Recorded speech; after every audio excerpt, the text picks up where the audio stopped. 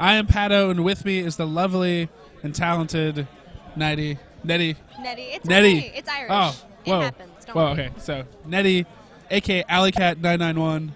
I'm going to get that changed. It's going to be the AlleyCat. The AlleyCat? Okay, AlleyCat. I like that a lot better. Yeah. I always get suspect whenever anybody comes in and they just add a bunch of numbers. Well, no, sadly, AlleyCat's my screen name for a bunch of, other games that I play. Like, I play on Steam, I do Xbox Live, and every single time, AlleyCat's always taken. So I'm like, fine, I'll do AlleyCat, bunch of random numbers. And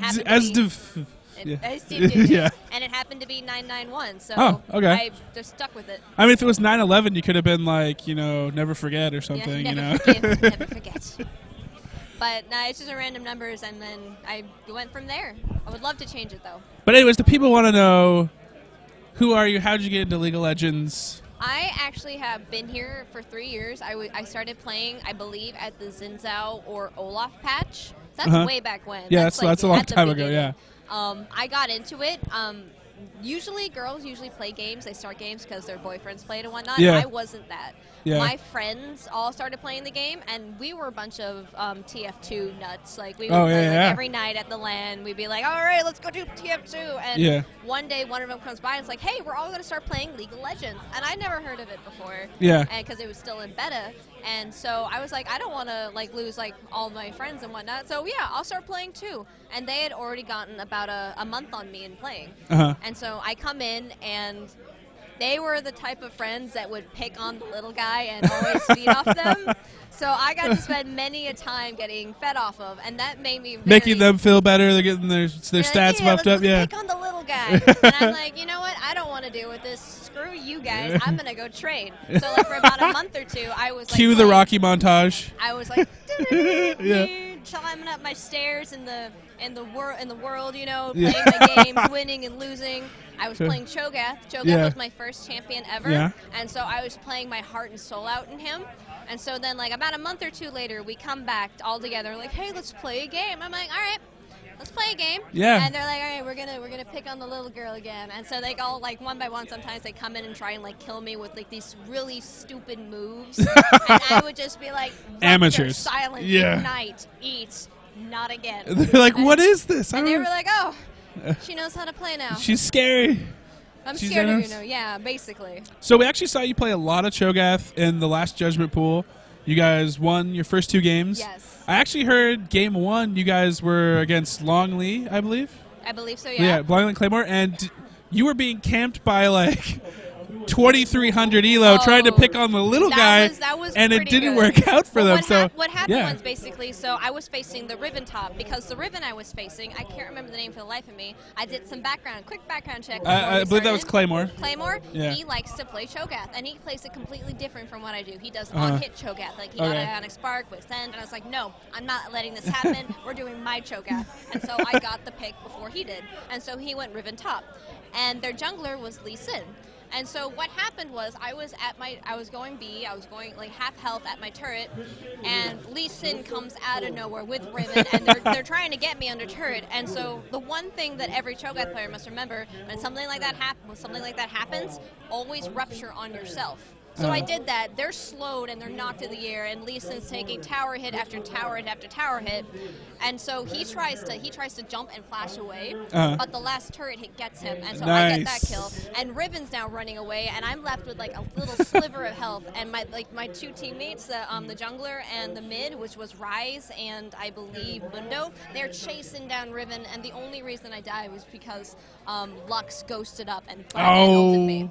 That Lux. Yeah. I always hate that too, because you see the laser start and you're like, I'm not. I wasn't even looking at them. I was watching them chase Riven, and I was like, yes, I live. And then suddenly you have been slain. I'm like, oh.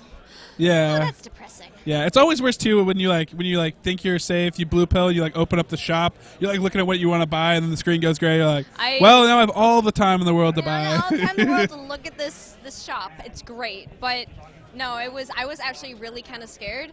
But the only reason I think I survived that because I actually went chain vest instead of getting my usual heart of gold. Yes. So having that extra armor definitely. Especially against a Riven too. I was thinking through levels 1 through 6, she was actually kind of hurting, trying to deliberately poke me, even though it hurt her as much as it hurt me. So I was like, you know what?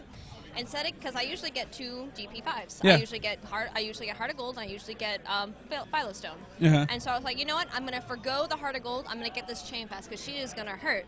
And after that, I came back to lane, and that happened. I was like, you know what? That helped me. That really saved me. Yeah, definitely a good idea for a lot of players, especially against Riven and other characters that are really high AD carries in the top lane. So the final game, so were you guys completely just caught off guard with that early game? We saw them come in. We saw them come into the bush, so we were actually trying to see if we can catch them off guard. But I think what really unsettled me about that game was my team wanted me to be able to counter when Shen ulted and teleport down. Yeah. And I don't use teleport that much. I usually go flash ignite. Yeah. And so I on my bindings different and whatnot. And so in that fight they got first blood, but Shen, they were walking away, and Shen was at that last bar of health. So I thought, you know what, I'm gonna go in, I'm gonna ignite him, but I don't have ignite. Oh yeah. And so I realized, oh well, this is bad, and so I try to flash, and flash is usually my F, and ignite is usually my D. Teleport was on my F, so I'm like, why am I not flashing? Oh, well, here I'm dead. Yeah, that's pretty rough. Yeah, it was kind of sad, but you know what? For my first tournament, I'm happy I got to second first place. Judgment tournament, you got second place. Yeah, no, got some RP, got some money. Yeah, good. That's pretty awesome, actually. So, you had a really awesome move in the top lane. Yes. You had your teleport, so you're not used to using teleport. No. But what made you think? What cued you off? Was like, I have to teleport right here to get away. Well, I was pushed to his turret. I was pushed to Shen's turret. And I was farming it up, and I see they were very cocky. Let's be honest. But I see Lee Sin from my tower, tower vision. He's coming up from Tri to come the long way around instead of coming through river. So I'm like, I got some time, and so I rush into the bush, and I was like, what do I do? What do I do? Do I flash? What do I do? And I look down, I see teleport. I'm like, oh. Mid. And he didn't even use his Q. They didn't try and come in on me. They thought actually, he actually used his Sonic Wave, and he actually missed you. He actually threw it early, expecting you to be running away, like if you were running up the brush and you were going to try to flash out. So yeah, actually, that's what actually happened there. He actually threw his Sonic Wave in, you were in the perfect position, and missed you, and you were to get out right as Texi taunted in, trying to dash in. So basically he saw me, and I was like, whoop. Yep. Well, that's so Texi literally was dashing like a pixel away from you as you teleported out. It's probably very, very sad. That makes me happy because I was like, I'm gonna be caught anyway. I should at least try this. And so I want to say that I feel like that was my perfect play of the day. Yeah.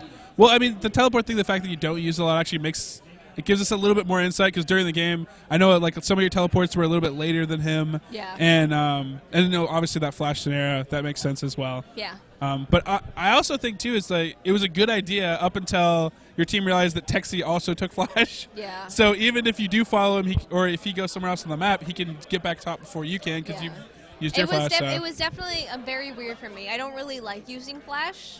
Yeah. I'm used to just being able to kill people because my Cho'Gath is a killer. Yeah. He's AP. He has the magic pen. He has some AP on him. Sometimes when I feel really, really lucky, I'll go Death Cap on him as a final item. Yeah. Just to give my ultimate some more oomph. Yeah. But he's supposed to be a killer, and I'm not used to playing so passive. Now, I know there's a lot of people that actually requested that you use the Gentleman Cho'Gath skin, I believe. Do you think if you used Battlecast, you would have had a little bit more swagger? I might have had a little more fear instilled into the other team. It is a more scary. It is. I mean, instead of being served tea, I'm having a bunch of speakers being blasted at me. Bunch of speakers, bunch of little missiles. Yeah. I do miss it. I did kind of think maybe it was the curse of the Gentleman Cho'Gath, but it was nice going back to the old skin. That was the first skin I ever got. Well, awesome. Thanks for joining us over here. I know you're going to be doing some player interviews for us throughout the event tomorrow. That is the plan. At least. Hopefully maybe casting too, fingers crossed. Yes, or maybe even casting some of these games coming up here soon. I really hope whenever so. we get the 5v5. Yeah, soon. I already have some requests from over the wall of people. But anyways, yes, so pleasure having you on here, joining us. Thank you so much for having me. Any shout-outs? I know you got Entourage here that was watching you while you were playing. I did know, huh? Yeah. I want to say a shout-out to Mr. Vaughn. I hope you get better, sweetie.